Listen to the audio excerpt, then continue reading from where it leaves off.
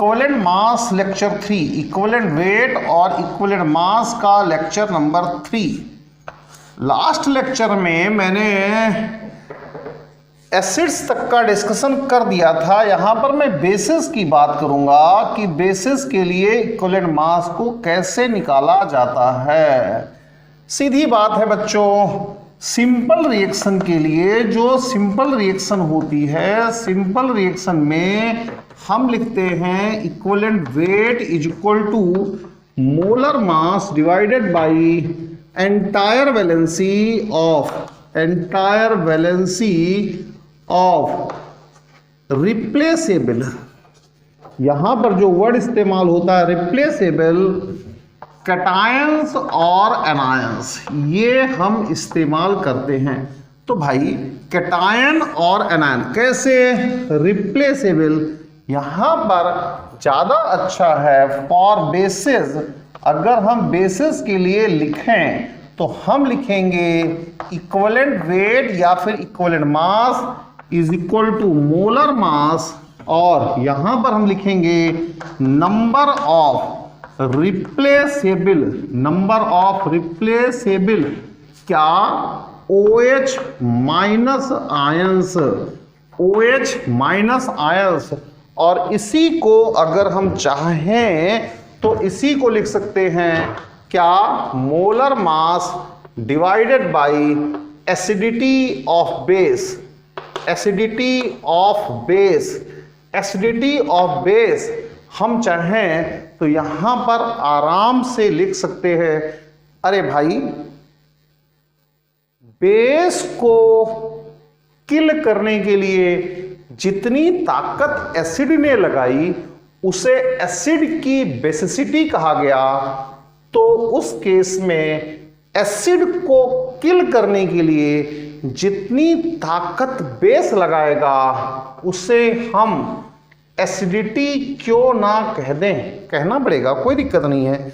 चलिए बच्चों डिस्कस करते हैं। जैसे कि NaOH, पहला क्वेश्चन लेते हैं NaOH का। तो NaOH में तो कोई टेंशन ही नहीं है, कोई दिक्कत नहीं भाई, ये Na प्लस और OH माइनस एक ही OH है। तो अब आपको हो इक्विवेलेंट वेट ऑफ NaOH, इसका मोलर मास 40 आएगा डिवाइडेड बाय 1, कोई टेंशन नहीं है, 40 हो गया।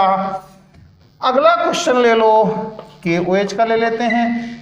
ये भी बहुत सिंपल है, K और OH। तो हम कह सकते हैं यहां पर इक्विवेलेंट वेट ऑफ KOH इस कंडीशन में इसका 56 आता है। अरे एक ही है तो भाई 1/56 हो गया। यहां पर भी तो एक ही था, चाहे आप रिप्लेसेबल OH आयंस कहो, चाहे entire valency of replaceable anion कह दो, OH आयन एनायन ही तो है भाई। और वैसे भी आपको मैंने लॉ ऑफ इलेक्ट्रिकल न्यूट्रलिटी पढ़ाया था, जिसमें हम कहेंगे कि जितना चार्ज कैटायन के पास है उतना ही चार्ज एनायन के पास होना चाहिए। बच्चों हल्की फुल्की दिक्कत कहां से शुरू होती है? MgOH whole twice. ये इस तरीके से भी रिएक्शन बहुत बार देता है। आप कॉम्पिटिटिव एग्जाम्स को प्रिपेयर कर रहे हो, इसके लिए आपको बताना जरूरी है। यहां पर प्लस और OH माइनस, और ये ऐसी रिएक्शन भी दे देता है जिसमें कि दोनों OH निकलते हों, और ऐसी रिएक्शन भी दे देता है जिसमें कि केवल एक ही OH निकलता हो। तो ये दोनों तरह की रिएक्शंस पॉसिबल हैं। यहां पर आपको ये रिएक्शन राम के साथ सही है। राम जब ये रिएक्शन कोई करा रहा है तो राम के साथ MgOH होल ट्वाइस का ऐसा बिहेवियर हुआ, और इसे कह दो ये श्याम के साथ सही है। जब श्याम ने कुछ कराया तो उसको ऐसा बिहेवियर मिल गया। तो ये राम के साथ सही है, ये श्याम के साथ सही है, जिसमें कहीं से कहीं तक कोई दिक्कत नहीं है। बच्चों यहां पर OH आयंस एक है, इसकी वैलेंसी एक है, OH आयंस एक ही है, वैलेंसी एक ही है।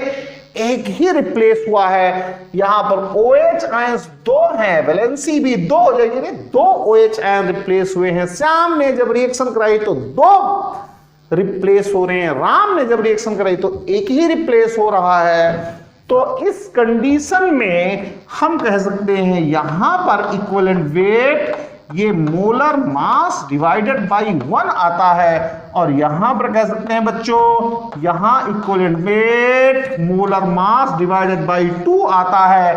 तो हम कह सकते हैं कि कुछ रिएक्शंस में ऐसी पॉसिबिलिटी हो सकती है MgOH होल ट्वाइस के लिए कि एक OH सब्स्टिट्यूट हो, कुछ रिएक्शंस में ऐसी पॉसिबिलिटी हो सकती है MgOH होल ट्वाइस के लिए कि दोनों के दोनों OH सब्स्टिट्यूट हो जाए, तो दोनों OH रिप्लेस हो जाए, निकल जाए, किसी और से निकल जाए। तो ठीक है भाई, molar mass divided bye 1, molar mass divided bye 2। यहां पर एक टर्म आपके लिए बहुत जरूरी है, बहुत ज्यादा। यहां पर MgOH होल ट्वाइस की एसिडिटी, वो एसिडिटी 1 आएगी, और यहां पर MgOH होल ट्वाइस की एसिडिटी, ये एसिडिटी 2 आएगी। Acidity, the strength of base to kill acid is the acidity of the base.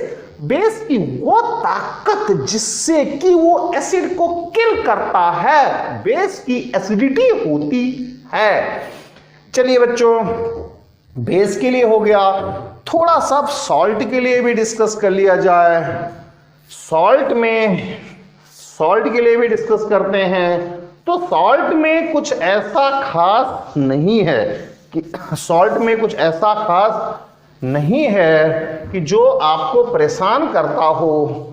Salts के लिए डिस्कस कर लेते हैं। सॉल्ट्स कब जब कि सॉल्ट सिंपल रिएक्शन में पार्टिसिपेट करता हो, यानी कि ऐसी रिएक्शन हो जहां पर ऑक्सीडेशन स्टेट में कोई चेंज ना आ रहा हो, ऐसी कंडीशन में। तो चलिए बच्चों, हम सॉल्ट्स में लिखते हैं, यहां पर आएगा equivalent weight is equal to molar mass, और वही घिसा पिटा पुराना स्टेटमेंट, वो क्या है, एंटायर वैलेंसी ऑफ रिप्लेसेबल। ठीक है भाई, रिप्लेसेबल कहो, चाहो तो इसे रिएक्टिव कहो। रिएक्टिव क्या, कैटायंस और एनायंस, रिएक्टिव कैटायंस और एनायंस, इसकी सारी वैलेंसी लेनी है। बच्चों मैं थोड़ी सी कॉम्पिटेटिव बात करूंगा। फिनोल्फेथलीन एक इंडिकेटर होता है। फिनोल्फेथलीन इंडिकेटर में, अरे भाई आप राम श्याम कह लो, लेकिन यहां पर लिखना जरूरी है, IIT में कई बार आ चुका है। फिनोल्फेथलीन इंडिकेटर में Na2CO3 की रिएक्शन जब HCl से कराई जाती है तो केवल इसी टाइप की रिएक्शन होती है, NaCl प्लस NaHCO3। इस बात को अच्छी तरीके से किया जाए, क्योंकि ये IIT में आ चुका है, तो अच्छी तरीके से किया जाए। वैसे तो जितने भी एग्जाम्पल्स कराता हूं कहीं ना कहीं आए होते, लेकिन इस पर स्पेशल जोर, स्पेशल एम्फासिस देना पड़ेगा आपको। अब जरा देखो कि सोडियम कार्बोनेट का कितना पार्ट रिएक्टिव है, कितना पार्ट रिएक्टिव नहीं है, इस बात को समझ करके चलो। तो Na.CO3, अरे ऐसे लिख लो ना भाई, यहां पर HCl ले लो, Cl Na को लेकर के चला गया और बना दिया NaCl। अरे यार एक ही तो Na जा रहा है, Cl के साथ। दूसरा Na ने Cl से कहां रिएक्शन करी दोस्त, ये प्रोड्यूस कर रहा है NaHCO3। समझ में नहीं आया, कोई बात नहीं। अब नहीं समझ में आया है तो दूसरी तरह से समझो कि ये जो है ये पहले इस तरीके से टूटा, Na प्लस NaCO3 माइनस, ऐसे टूट गया, इस तरीके से टूट गया, प्लस प्लस प्लस। और जो HCl है ये ऐसे टूट गया, H प्लस Cl माइनस। अरे क्या दिक्कत है भाई, ये माइनस जाता है इस प्लस के साथ, ये प्लस जाता है इस माइनस के साथ, ये बना रहा है NaHCO3 प्लस बना रहा है क्या, NaCl। अरे दोस्तों दो सोडियम थे, लेकिन दो सोडियम में से केवल एक सोडियम काम कर रहा है, दूसरा सोडियम इस कार्बोनेट के साथ चिपका रहना चाहता है। तो कोई बात नहीं है भाई, एंटायर वैलेंसी ऑफ कैटायन और एनायन, ये यहां पर कैटायन है और ये यहां पर एक्टिव रिप्लेसेबल एनायन है। इसकी वैलेंसी V1, इसकी वैलेंसी V1, किसी की भी वैलेंसी लो उससे कोई फर्क नहीं पड़ता है। तो आप कहोगे इक्विवेलेंट वेट ऑफ Na2CO3 ये आएगा 106 डिवाइडेड बाई 1 और 106 आएगा। इंपॉर्टेंट चीज है, इस बात को अच्छी तरह से दिमाग में रखा जाए, ये 106 आएगा। अब जरा मैं इस फिनोल्फेथिलीन को इंडिकेटर को चेंज करता हूं और जैसे ही मैं ये इंडिकेटर चेंज करूंगा रिजल्ट्स कुछ अलग आएंगे। अब मैं इंडिकेटर इस्तेमाल करने जा रहा हूं मिथाइल ऑरेंज। ये मिथाइल ऑरेंज भी एक सब्सटेंस है, इंडिकेटर है जिसकी देखरेख में रिएक्शंस होती हैं। अब मैं मिथाइल ऑरेंज लिखने जा रहा हूं बच्चों, मिथाइल ऑरेंज ये भी एक इंडिकेटर है जिसकी रिएक्शन प्रेजेंस में रिएक्शन होती है। अब Na2CO3 प्लस 2HCl कुछ ऐसी रिएक्शन होती है, ये बनाती है NaCl plus H2O plus CO2, ऐसा कुछ है यहां पर दोस्तों। इसको तोड़ लो, 2Na plus plus CO3 minus 2 और यहां पर 2H प्लस 2Cl माइनस। अरे यार ये दो Na इस दो Cl के साथ रिएक्शन कर रहे हैं और कोई दिक्कत नहीं है भाई, दो NaCl बना रहे हैं, ये इसके साथ रिएक्शन कर रहा है, बना रहा है H2CO3। इस H2CO3 को आपको लिखना है H2O प्लस CO2। तो कोई प्रॉब्लम नहीं है। यहां इस कंडीशन में मिथाइल ऑरेंज के साथ इसकी वैलेंसी देख लो, ये तो कैटायन है ना, ये कैटायन है जो काम कर रहा है, इसकी वैलेंसी देख लो, इसकी वैलेंसी 2 आ गई। यहां पर ये एनायन है, अरे चाहे कैटायन की वैलेंसी लो यार, चाहे एनायन की लो, बात तो वही आनी है। चाहे कैटायन की वैलेंसी लो, चाहे एनायन की वैलेंसी लो, बात वही आनी है। चाहे कैटायन की वैलेंसी लो, चाहे तो एनायन की वैलेंसी लो, दोनों की इक्वल होती है, लॉ ऑफ इलेक्ट्रिकल न्यूट्रलिटी, इसकी वैलेंसी भी 2 ही आती है। तो अब equivalent weight of sodium carbonate ये आपके पास आएगा 106 डिवाइडेड बाई 2 और ये आएगा 53, ये आएगा 53। तो मिथाइल ऑरेंज में रिएक्शन कुछ और होती है, फिनोल्फेथिलीन में रिएक्शन कुछ और होती है। फिनोल्फेथिलीन इंडिकेटर की प्रेजेंस में equivalent mass of sodium carbonate 106 है, मिथाइल ऑरेंज में equivalent mass of sodium carbonate 53 है। तो इस बात को आप अच्छी तरीके से दिमाग में रख लो कि इक्विवेलेंट मास केवल और केवल उस रिएक्शन पर डिपेंड करता है जिसमें कि सब्सटेंस पार्टिसिपेट करता है। इक्विवेलेंट मास रिएक्शन डिपेंडेंट है, आपको रिएक्शन का आइडिया होना ही होना चाहिए। और केमिस्ट्री माइनस रिएक्शन वैसे भी 0 होता है। जैसे कि आपकी जिंदगी से अगर कंपैरिजन निकाल दिया जाए तो आपकी जिंदगी खत्म हो जाएगी, 0 हो जाएगा। चलिए बच्चों, हम ऑक्साइड्स की बात करते हैं, जिसमें कि हम सबसे पहले बेसिक ऑक्साइड की बात करेंगे। बेसिक ऑक्साइड कौन? अरे भाई बेसिक ऑक्साइड वही जो पानी के साथ रिएक्शन करके बेस बनाते हैं, जैसे कि Na2O प्लस H2O बनाएगा 2NaOH, K2O प्लस H2O बनाएगा 2KOH, MgO प्लस H2O बनाएगा MgOH whole twice, CaO plus H2O बनाएगा CaOH whole twice, BaO plus H2O बनाएगा BaOH होल ट्वाइस। अरे मेरे दोस्तों, कुछ भी नहीं है यार, सीधी बात। बेसिक ऑक्साइड का reaction factor is equal to produced base का रिएक्शन फैक्टर। बिल्कुल, रिएक्शन फैक्टर यानी कि अगर आप बात करो equivalent weight of basic oxide, तो ये आपके पास आएगा molar mass divided by entire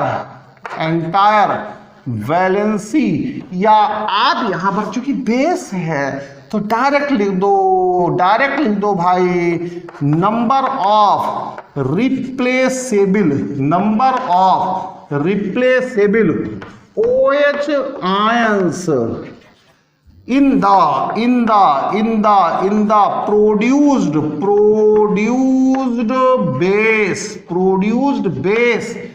the produced base। अरे भाई, इसी का नाम रिएक्शन फैक्टर रख लो ना, कोई लंबी चौड़ी बात नहीं है, टर्म्स का फर्क है। हम अब बात करते हैं बेसिक ऑक्साइड के। चलिए छोटे एग्जाम्पल भी ले लेते हैं, जैसे इसका ले लो तो इसका इक्विवेलेंट वेट आ जाएगा MgO का मोलर मास डिवाइडेड बाई 2। चलिए इसका ले लो तो इसका इक्विवेलेंट वेट आ जाएगा मोलर मास डिवाइडेड बाई, क्या आएगा भाई, 2 आएगा। अरे इसे देख लेना भाई, इसे देख ले, कितने हैं 2 1 जा 2, 2 1 जा 2, 2 1 जा 2, 2 1 जा 2।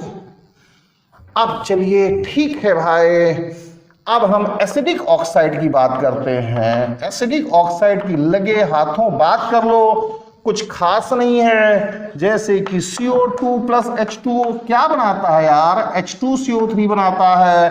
SO3 प्लस H2O क्या बनाता है भाई, H2SO4 बनाता है। SO2 प्लस H2O क्या बनाता है भाई, H2SO3 बनाता है। P4O10 प्लस H2O, ये 6H2O आई थिंक आएगा। बैलेंसिंग इज नॉट मैटर, मैंने आपको बता दिया, मन हो लगाओ, बैलेंसिंग होगी। 2H3PO4 आएगा, नहीं 4 आएगा, 4H3PO4 आएगा। अरे दोस्त, कुछ भी नहीं करना है, इसके लिए भी मामला बहुत आसान है। इक्विवेलेंट वेट यहां पर ऑफ एसिडिक ऑक्साइड ये इज इक्वल टू होगा मोलर मास डिवाइडेड बाय, जैसा इसके लिए लिखा है वैसा ही इसके लिए भी लिखना पड़ेगा। क्या लिखना पड़ेगा, number of replaceable H plus ions in the formed क्या, एसिड जो बना है उसमें जितने रिप्लेसेबल H आयंस होंगे वही तो भाई, और कुछ नहीं। चलिए एग्जांपल्स ले लेते हैं, छोटे से एग्जांपल्स ले लेते हैं, जैसे कि CO2 का एग्जांपल ले लो, क्योंकि बिना एग्जांपल के मामला बनेगा नहीं, जमेगा नहीं। तो CO2 का एग्जांपल ले लो भाई। देखो CO2 प्लस H2O ये प्रोड्यूस कर रहा है H2CO3। क्या दिख रहे हो भाई, 2 दिख रहा है। अगर ये पूरी तरह से टूटा, अरे आधा टूटेगा तो वो देखेंगे, लेकिन अगर पूरी तरह से टूटा, बाई चांस अगर पूरी तरह से टूटा तो 2H प्लस और CO3 माइनस 2 बनाएगा। रिएक्शन डिपेंडेंट, अरे यार जो इसके लिए वैसा ही इसके लिए निकालना पड़ेगा दोस्त। तो equivalent weight of CO2, equivalent weight of CO2 it's molar mass 44/2। अरे ये 2 ले लो ना भाई, ये 22 आएगा। SO3 का देखो, SO3 का देखो, ये H2SO4 तोड़ दे भाई 2। अरे मान रही पूरी तरह से आयनाइज हो रहा है, नहीं होगा तो आधा होगा तो आधा ले लेना, प्लस SO4 - 2। तो अब इस कंडीशन में, इस हालात में आपको करना क्या है, इक्विवेलेंट वेट ऑफ SO3 ये आएगा मोलर मास 32, 48, 80 आएगा डिवाइडेड बाई 2, ये तो 40 आ जाएगा। ठीक है जी, तो मैंने यहां पर आपको एसिडिक ऑक्साइड, बेसिक ऑक्साइड ये सब कंप्लीट कर दिया बच्चों। Simple reaction finish. अगले लेक्चर में रेडॉक्स रिएक्शंस की बात हम करेंगे जो कि कंपैरेटिवली थोड़ा सा अलग होगा। Thank you very much.